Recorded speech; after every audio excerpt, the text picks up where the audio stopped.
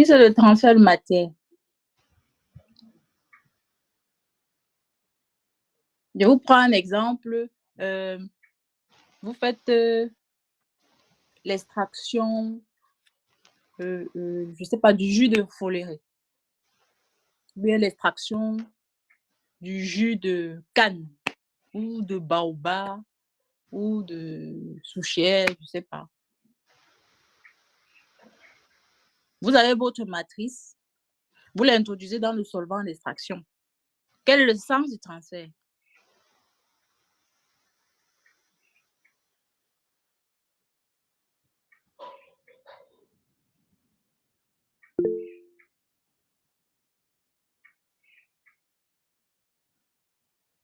Il y a une main qui Le est solvant... levée. Oui, vas-y. Oui, le sens du transfert de matière, moi, je pense que c'est l'échange de matière ou encore la perte et le gain. Oui, mais qu'est-ce qui crée la perte et le gain? En fait, je veux savoir le sens du transfert. Ça va certainement d'un endroit à un autre endroit. Cet endroit, c'est quoi? Cet autre endroit, c'est quoi? Bien, qu'est-ce qui les caractérise? Tout à l'heure, on a parlé du sens du transfert de chaleur, c'était du point le plus chaud vers le point le plus froid. Parce que pour le matière... La concentration. Oui, oui. La concentration, le milieu le plus concentré vers le milieu le moins concentré. Très bien, le milieu le plus concentré vers le milieu le moins concentré. Ça ne changera jamais. Et c'est la même chose avec la chaleur, ça ne changera jamais. Alors, même chose avec le transfert de quantité de mouvement. Même chose avec le transfert de quantité de mouvement. Du point de vitesse le plus élevé vers le point de vitesse la plus faible. Et c'est cette différence-là qui provoque le transfert.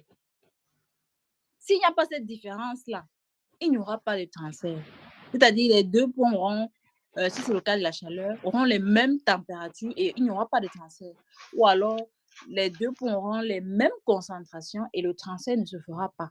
Il faudrait qu'il y ait ce gradient, ce qu'on appelle le gradient de potentiel. Le gradient de température dans le cas du transfert de chaleur ou le gradient de concentration dans le cas du transfert de matière ou le gradient de vitesse dans le cas du transfert de quantité de mouvement. Il faudrait qu'il y ait cette différence-là pour créer le transfert. Vous comprenez à ce moment très vite que si je veux provoquer le transfert, si je veux provoquer dans le cas de l'extraction du jus de foléré, lorsque je plonge les pétales de foléré dans de l'eau, à un moment, la phase aqueuse devient saturée, alors que la matrice dans les pétales de foléré ont encore le colorant. Donc, si je veux davantage faire provoquer une extraction ou un transfert, la sortie des colorants du foléré, il faudrait que je renouvelle le solvant pour que la concentration dans le solvant soit plus faible que la concentration dans les pétales. Et cette différence de concentration va donc provoquer la sortie colorant. Donc, si vous voulez accélérer le transfert, l'un des moyens, c'est de trouver le moyen d'agrandir la différence de potentiel, donc la différence de température ou la différence de concentration ou la différence de vitesse. À ce moment, vous allez accélérer le transfert. Donc, le transfert ne se fait que dans un seul sens, du potentiel le plus grand au potentiel le plus petit.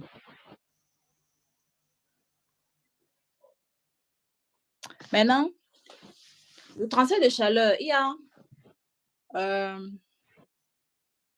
donc on a cité 3 types de transfert: transfert de chaleur, transfert de matière, transfert de quantité de mouvement. Dans le transfert de chaleur, il y a des modes de transfert. On peut avoir le transfert par conduction, le transfert par convection, le transfert par rayonnement. Pour être plus rapide, quelle est la différence entre les trois? Par conduction, il faudrait que le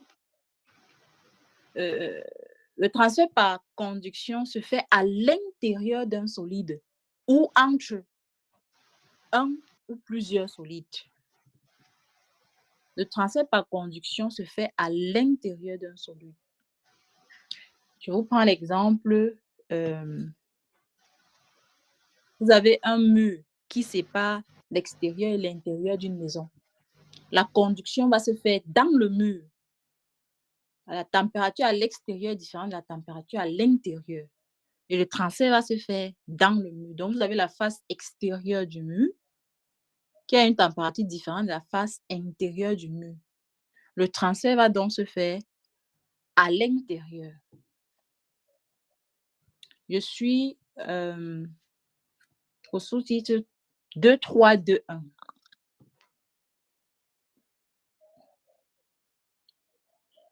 Donc, pour faire simple, le transfert par conduction se fait à l'intérieur d'un solide ou entre plusieurs solides. Le transfert par convection.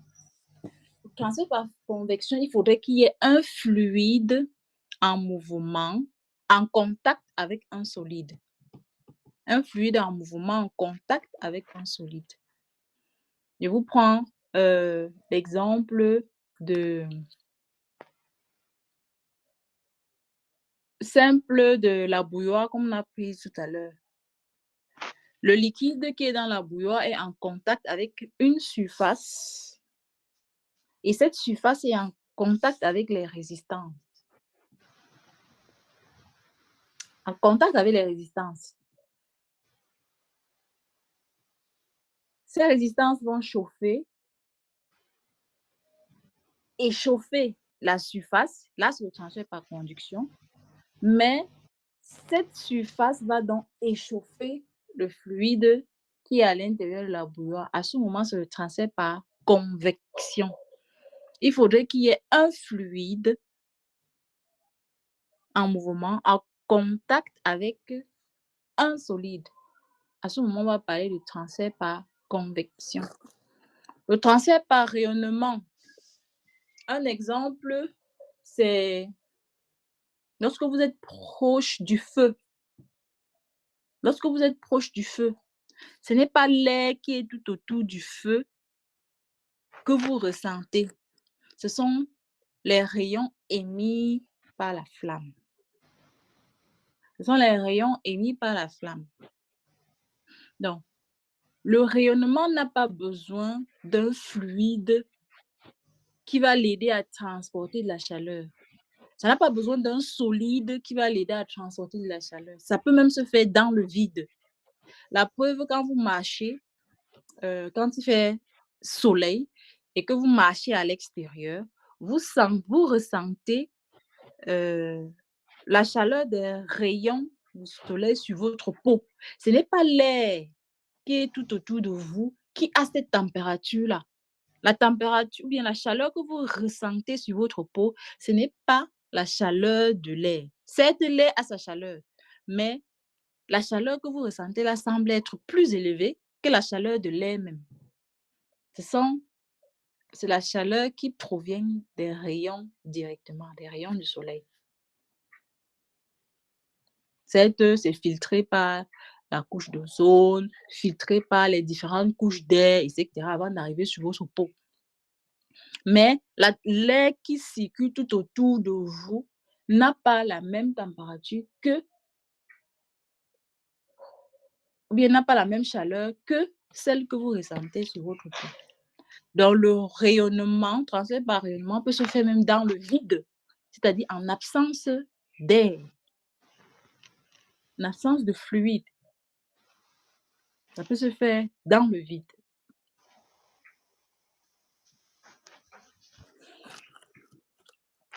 Une autre précision à faire, c'est que tout corps rayonne.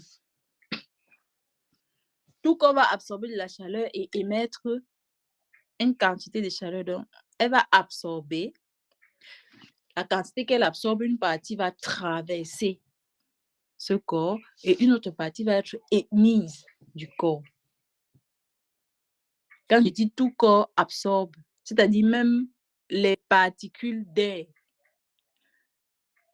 même les molécules de l'air absorbent l'énergie. Donc, elles ont une certaine capacité à rayonner, à transmettre de la chaleur. Vous-même, vous avez, si on regarde au rayon infrarouge, on va voir une sorte d'auréole autour de vous parce que vous rayonnez. Quand la chaleur que vous absorbez, l'énergie que vous absorbez, vous émettez une partie.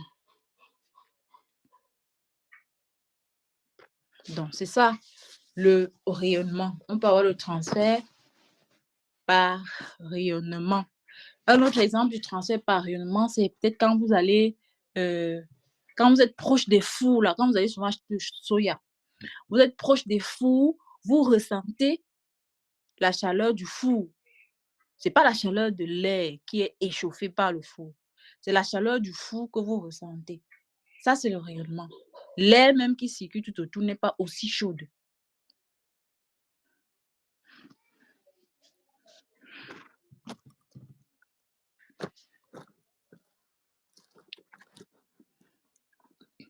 Bien. Quels que soient les différents modes, conduction, convection ou rayonnement, lorsque vous voulez établir les bilans, la première des choses, c'est d'abord d'identifier le type de transfert. Vous identifiez le type de transfert. Est-ce que c'est un transfert de chaleur? Est-ce que c'est un transfert de matière? Est-ce que c'est un transfert par rayonnement? Si vous identifiez que c'est un transfert de chaleur, il faut identifier le mode. Est-ce que c'est un transfert par conduction? Est-ce qu'elle travaille par convection? Est-ce que ça travaille par rayonnement? Notez qu'on peut avoir les trois. On peut avoir les trois. Et quand vous faites le bilan de manière spécifique. Spécifique, c'est-à-dire par élément. Si c'est le transfert, s'il y a les trois types de transfert, trois modes de transfert, vous faites d'abord le bilan par conduction à part, puis vous faites le bilan par convection à part et le bilan par rayonnement à part. Une fois que vous avez identifié le type de transfert, maintenant vous mentionnez l'écriture du bilan, c'est-à-dire entrée, plus ou moins génération est égale à sortie, plus accumulation. Et vous écrivez l'expression de chaque élément du bilan. La quantité d'énergie en entrée, quelle est son expression? La quantité d'énergie en génération, si c'est positif ou si c'est négatif, quelle est son expression? La quantité d'énergie en sortie, quelle est son expression? Et la quantité d'énergie en accumulation, quelle est son expression? Et vous écrivez votre bilan. Vous avez donc, pour l'exemple de la conduction, vous avez les flux d'entrée et de sortie qui sont exprimés en petit a, moins lambda gradient de température. Le flux représentant le stockage en petit b, qui est ρ fois V, c'est tout ce que je dis là, c'est dans le support avec la signification ρ, la masse volumique avec son unité, V, le volume avec son unité, C, la chaleur spécifique et la variation de température en fonction du temps. Et vous avez le petit c, la génération ou la production d'énergie, qui est petit q point fois V. Petit q point, la densité volumique d'énergie générée qui s'exprime en watts par mètre cube, et V qui est le volume en... Attention, le volume c'est en mètre cube. Ce n'est pas en mètre moins 3. Il y a une erreur là. Le petit c qui est sur la page qui est affichée là, le volume c'est en mètre cube, pas en mètre moins 3. Vous allez vous rendre compte que si vous faites l'analyse dimensionnelle de chacun des éléments, vous allez vous rendre compte qu'ils ont la même unité. Et ce qui est tout à fait normal. Vous ne pouvez pas additionner Vous ne pouvez pas additionner, par exemple, les volumes avec les masses. Tu ne peux pas dire volume de tel plus masse de tel est égal à, je ne sais pas moi, quantité d'énergie de tel. Non. Si l'entrée est en watts, il faudrait que tous les éléments du bilan soient en watts. L'entrée en watts, génération en watts, sortie en watts, accumulation en watts. S'ils sont en joules, entiers en joules, etc., tous les éléments du bilan doivent avoir la même unité. Vous ne pouvez pas additionner les macabos et les patates, comme on disait souvent. Donc, vous assurez que tous les éléments aient la même unité. Il y a une autre expression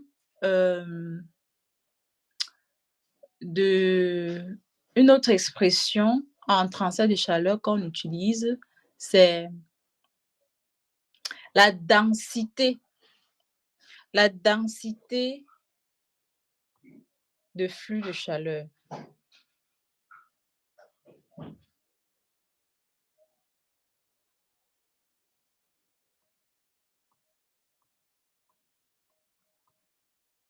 La densité, c'est le flux de chaleur par mètre carré, c'est-à-dire le flux de chaleur par unité de surface, donc le watt par mètre carré.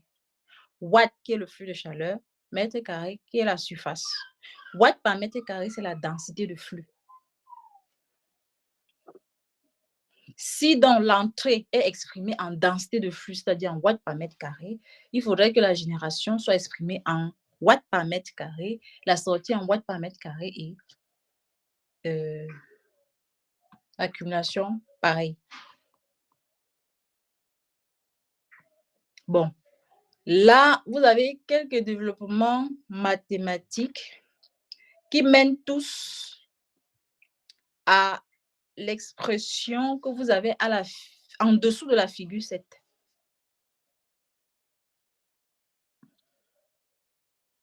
L'expression en dessous de la figure 7.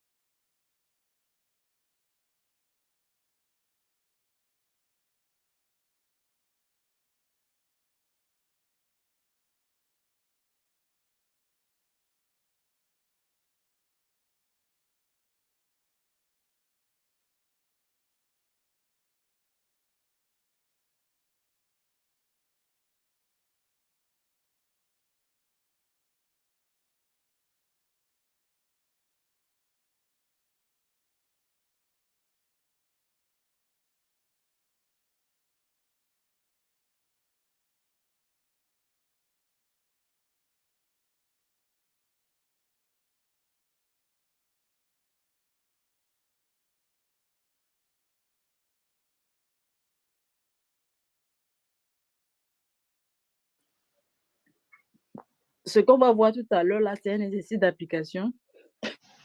Un exercice qui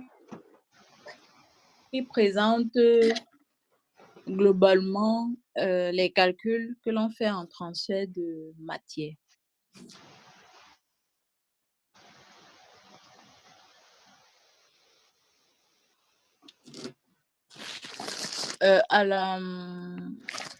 Au paragraphe grand 2, 6. Oui, c'est dessin.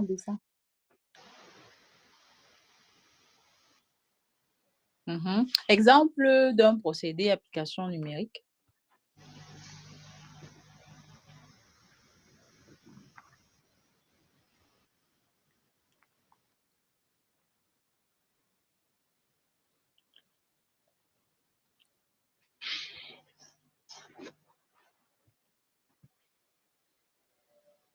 Bon, avant d'aller sur l'exemple,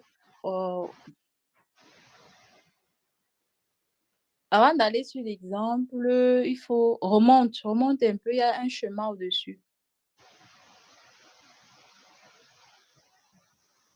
Oui, ce chemin, quand vous regardez les deux chemins,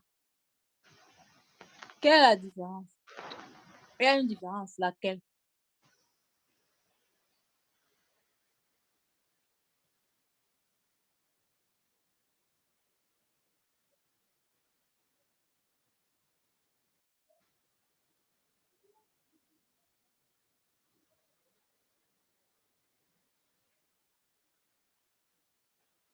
La différence est qu'au niveau du premier schéma, le 2 est une sortie.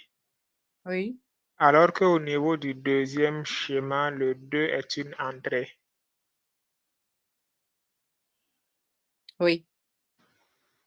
C'est la principale différence. Premier schéma, le 2 est une sortie. Le deuxième schéma, le 2 est une entrée. Maintenant, à chaque fois que vous avez les entrées et les sorties, dépendant du bloc que vous avez délimité dans votre système, vous devez mettre les caractéristiques disponibles de ces entrées et sorties-là.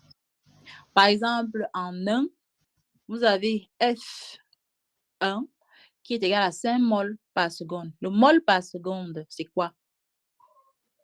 Par analogie, peut-être aux unités que vous avez déjà eu à voir. Mol par seconde, c'est quoi? C'est le débit molaire. Oui, c'est le débit molaire. Le débit molaire. Bon, on peut aussi dire, peut-être c'est une sorte de vitesse, d'accord? C'est une sorte de vitesse. C'est une sorte de vitesse, ok. Et d'après vous, que représenteraient les petits x là? XA1, XA2, XA3.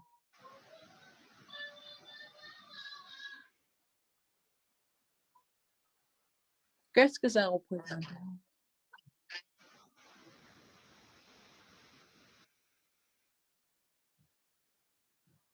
Pardon?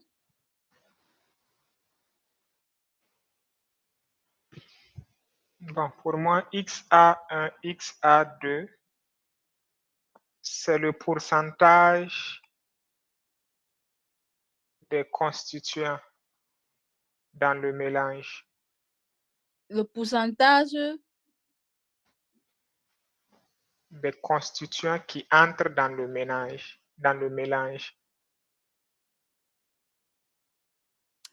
Tu dis les pourcentages de quoi?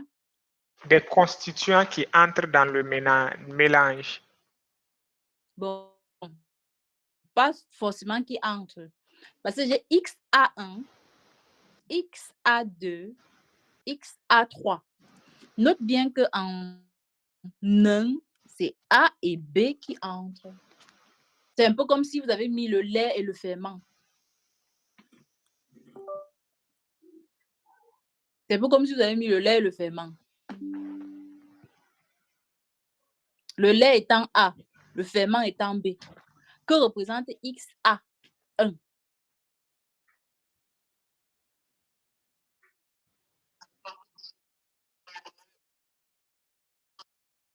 Très bien. C'est une fraction. Oui. C'est une fraction ou un pourcentage, ça passe. C'est la fraction XA1, c'est la fraction de l'élément A en 1. C'est-à-dire 1, vous avez tout l'ensemble et vous déterminez quel est le pourcentage de A en 1. Maintenant, puis vous avez les sorties 2, les sorties 3. En 2, vous avez un tout. Dans ce tout-là, vous avez une fraction présente de A. C'est-à-dire vous avez une quantité de A présente en 2. Une quantité de A présente au numéro 2. Et cette quantité-là représente 0,5 en termes de fraction molaire ou alors 5%. 5% de tout l'ensemble 2. Et XA3 égale 0,35. Donc, A représente 35% de tout l'ensemble 3. Vous voyez un peu comment les bilans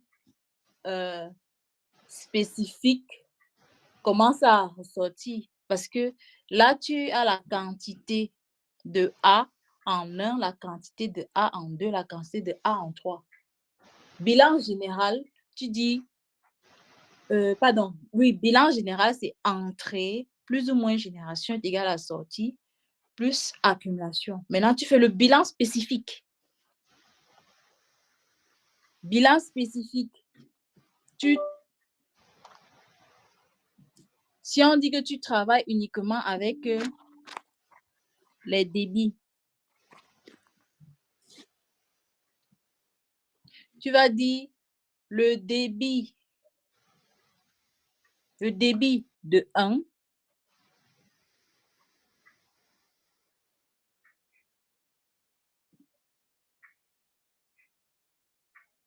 plus ou moins le débit de transformation est égal au débit de 2 plus le débit de 3 plus l'accumulation.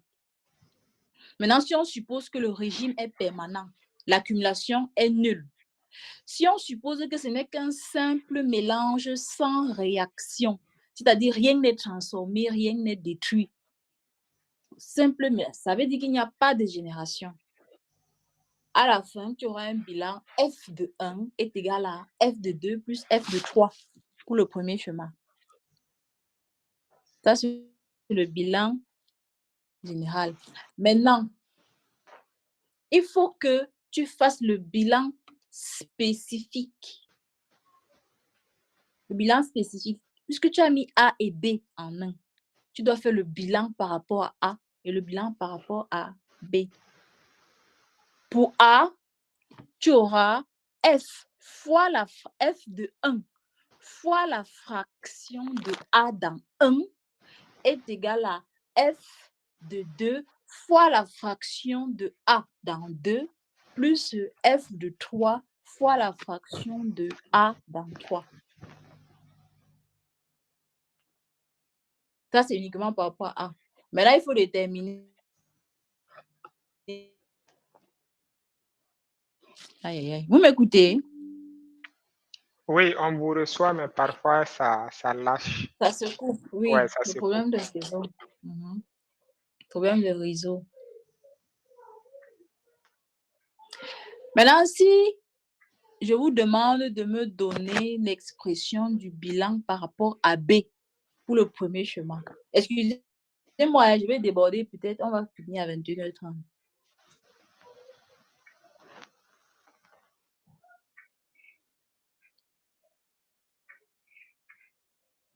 Si je vous demande, donnez-moi l'expression du bilan par rapport à B, en supposant qu'il n'y a pas de transformation, il n'y a pas de réaction et que le régime est permanent.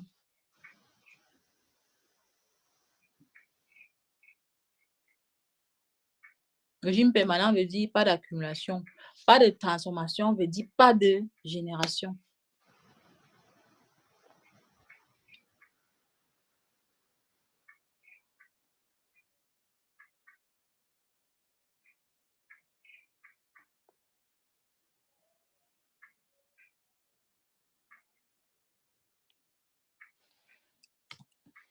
Quand vous avez les pourcentages, si on vous dit que en 1, il n'y a que A et B. En 1, il n'y a que A et B. On vous donne le pourcentage de A en 1. Ça veut dire que le pourcentage de B, c'est combien? 0,8, oui. Le pourcentage de B en 2, c'est combien?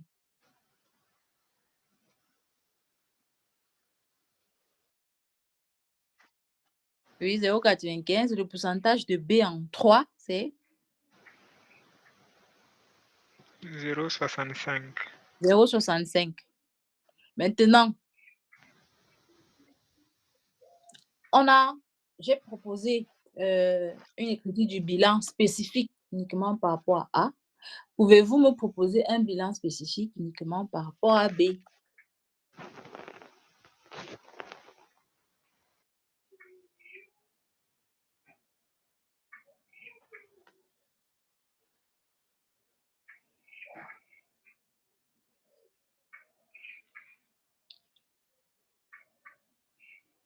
Au point 1, le bilan de B, c'est égal à X1B fois F1. Oui. Et au point 2, le bilan est égal à X. En fait, c'est pas B. le bilan en chaque point. Le bilan, c'est par rapport au système là. Ce que tu viens de donner, F1 fois XB1, c'est la quantité de B dans 1, en fait. Donc, ça sera FB1,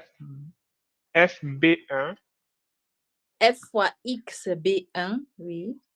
F fois XB1, F1, oui, F1 fois F1, X, oui, B1 oui, égale égale à FB, F2, F2 fois XB2 oui, plus mhm, F3 oui, fois XB3. oui, tout à fait. Et connaissant les fractions de chacun, on peut attribuer des valeurs. Est-ce que vous savez que vous venez de former un système de 2 équations à 2 inconnus que vous pouvez résoudre?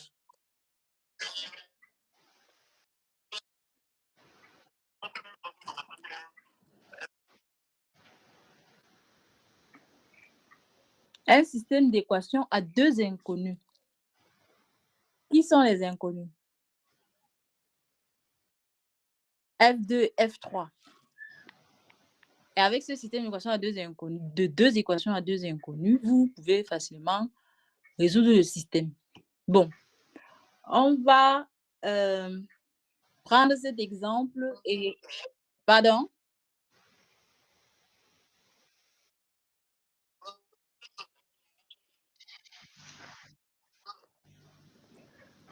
Je ne vous suis pas.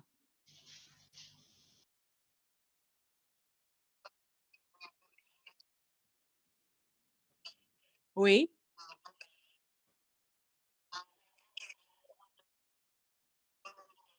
oui, oui.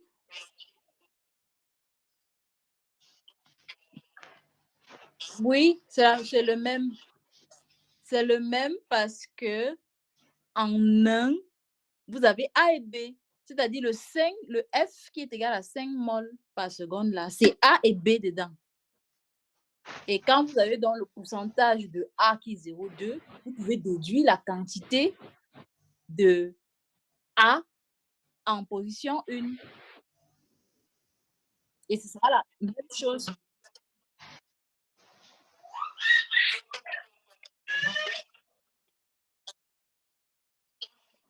Oui, le même débit, oui. Oui.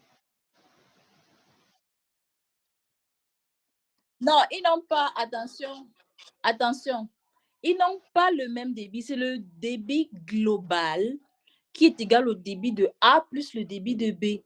Et le débit de A, c'est ça qui est F fois XA.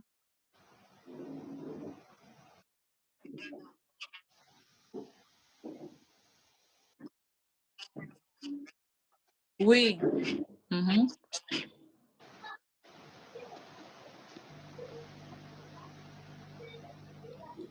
Donc, en prenant l'exemple de ce procédé en grand 2, 6, c'est un peu plus complexe.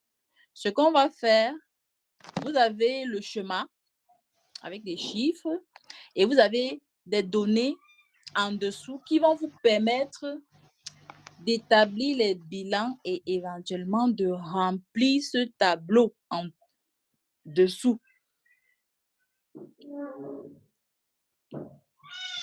Donc, ce qu'on va faire, on va prendre juste peut-être la première ou la deuxième ligne. On voit ce que ça fait et on voit si on peut déjà tirer quelques éléments pour remplir le tableau. Donc, je vais vous inviter. Normalement, ça ne devrait pas prendre trop de temps, mais si ça prend trop de temps, on va arrêter. On va arrêter à 21h30. Je vais vous inviter à prendre un format et un stylo.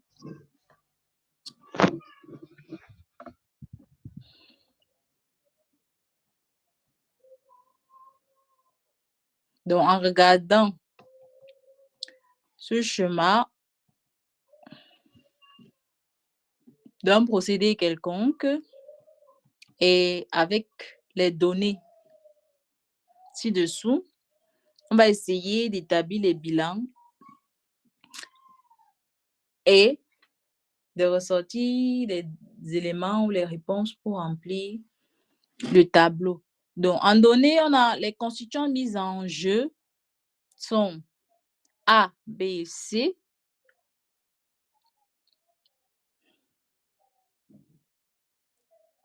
En entrée du procédé au courant 1, le débit total est de 10 mol par seconde. 60% de A sont dans le courant 1 et il n'y a pas C dans le courant 1. Qu'est-ce que ça nous donne déjà comme équation?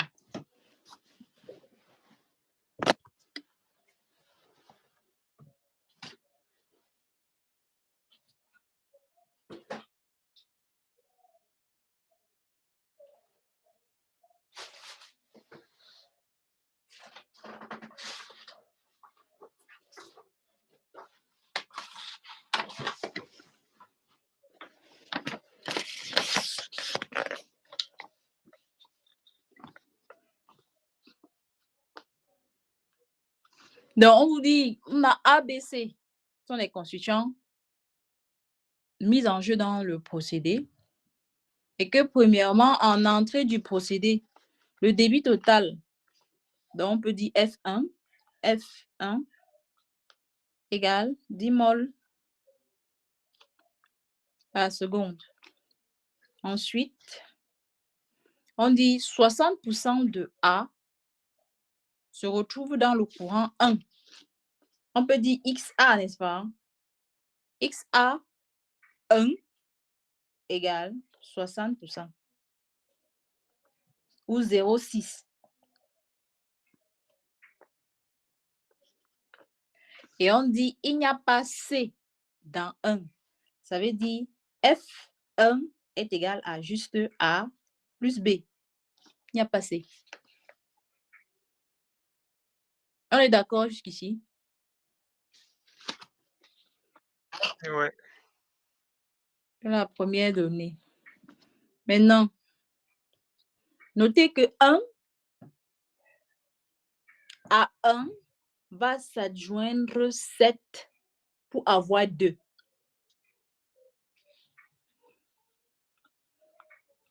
On y va. Ça veut dire quoi? Que, ou bien on prend peut-être le courant 2 simplement. Le débit de B est de 5 moles par seconde au courant 2.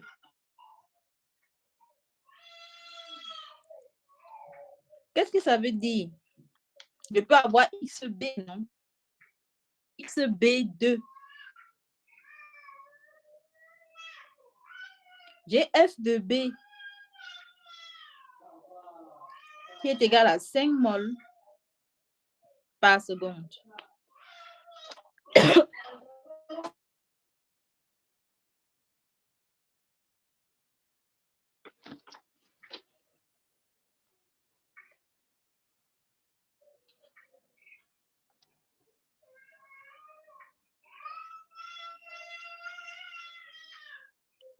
Bon, je me rends compte que pour traiter cet exercice, on est obligé d'écrire ou d'exprimer, disons comme ça, d'exprimer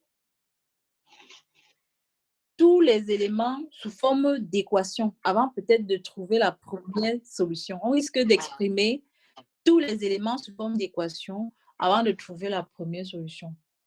Donc, je vais peut-être proposer de faire ça plutôt en exercice. Faites ça plutôt en exercice. On verra à la prochaine séance. Oui,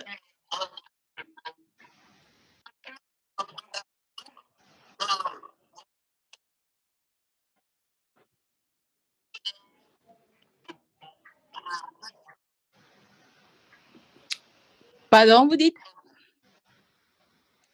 les 5 moles par seconde devraient être.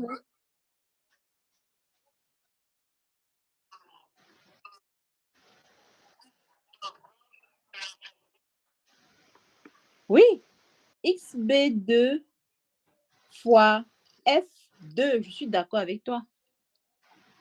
XB2 fois F2, c'est bien 5 moles par seconde. Or, tu n'as pas encore F2.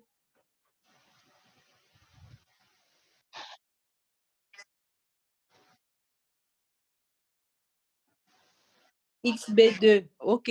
Oui, c'est pour ça que je disais que on risque d'être contraint d'exprimer mathématiquement ou bien sous forme d'équation tous les différents courants ou bien données, oui, avant de pouvoir trouver même une solution. C'est pour ça que ça risque d'être.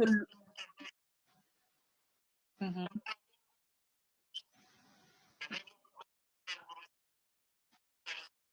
Ah ah. Mais je doute fort que ça peut donner une matrice, mais je doute fort que ça donne une matrice de même dimension.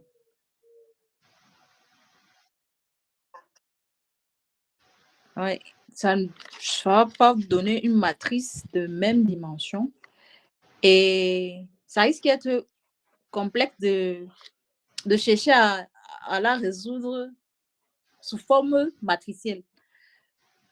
Par contre, je suis presque persuadée qu'en exprimant sous forme mathématique chacun des aspects, ça va ressortir tout seul. Ça va ressortir tout seul sans que ce ne soit très compliqué. Bon, je vais donc vous demander de traiter ça en exercice qu'on verra la prochaine fois. Je vais vous envoyer quelques exercices également à traiter pour vous exercer. Et la prochaine séance, oui, la prochaine séance, je crois que ce sera plus une phase de questions-réponses parce que bientôt, apparemment, vous allez avoir un contrôle continu. On va vous envoyer les évaluations de contrôle continu. Mhm.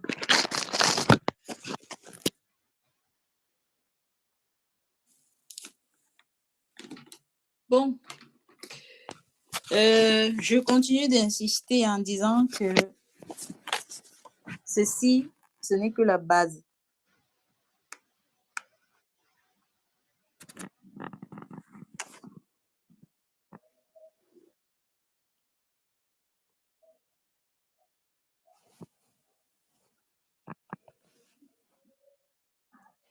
Ceci, ce n'est que la base et ça peut être... On veut en fait vous donner quelques bases scientifiques qui vont vous permettre de réfléchir plutôt de façon scientifique et non de trop tâtonner. Et cette base-ci, ce n'est qu'une partie. Si vous allez vraiment plus loin, ça peut être un peu plus compliqué que ça. Ça peut être un peu plus compliqué que ça. Bon, de toutes les façons, ceci n'est que la base des sciences des procédés. Hein. Après, vous allez voir des cours sur les opérations unitaires de façon spécifique avec leurs principes. Les bilans vont revenir à cet endroit-là. Peut-être vous allez mieux comprendre. Et notez qu'on ne peut pas également faire un cours avec toutes les opérations unitaires qui existent. C'est impossible. Certainement, certaines opérations unitaires vous seront présentées dans leurs principes, dans leurs calculs. Et ce sera à vous éventuellement d'adapter à un système qui vous est propre, à une opération unitaire que vous utilisez. Mais quoi qu'il en soit, pour toutes les opérations unitaires connues, parce qu'on peut aussi créer, on peut créer une autre façon de faire. Pour toutes les opérations unitaires connues, il y a des données qui sont disponibles dans la littérature en ce qui concerne leurs principes, leur fonctionnement, les optimisations et même l'utilisation. On ne peut pas optimiser de toutes les façons sans les bilans et même l'écriture des bilans. Donc, vous avez les bases. Maintenant, en fonction de ce qui vous est propre, vous rentrez dans la littérature pour davantage comprendre ce dont il est question. Parce qu'on ne peut pas vous prendre individuellement, peut-être à votre stage fin d'études, on peut pas vous prendre individuellement et puis dire, OK, les cours ne vont se concentrer que sur ces éléments-là. C'est seulement pendant votre stage fin d'études que vous pouvez vous concentrer sur ce qui vous est propre en utilisant éventuellement les notions de base que vous avez acquis pendant les cours.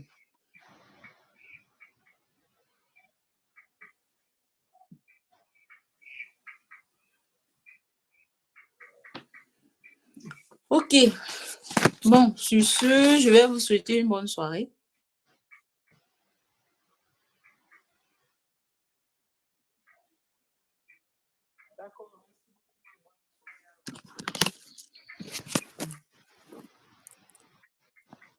Est-ce qu'il y a certaines questions? Peut-être avant de partir, je ne sais pas.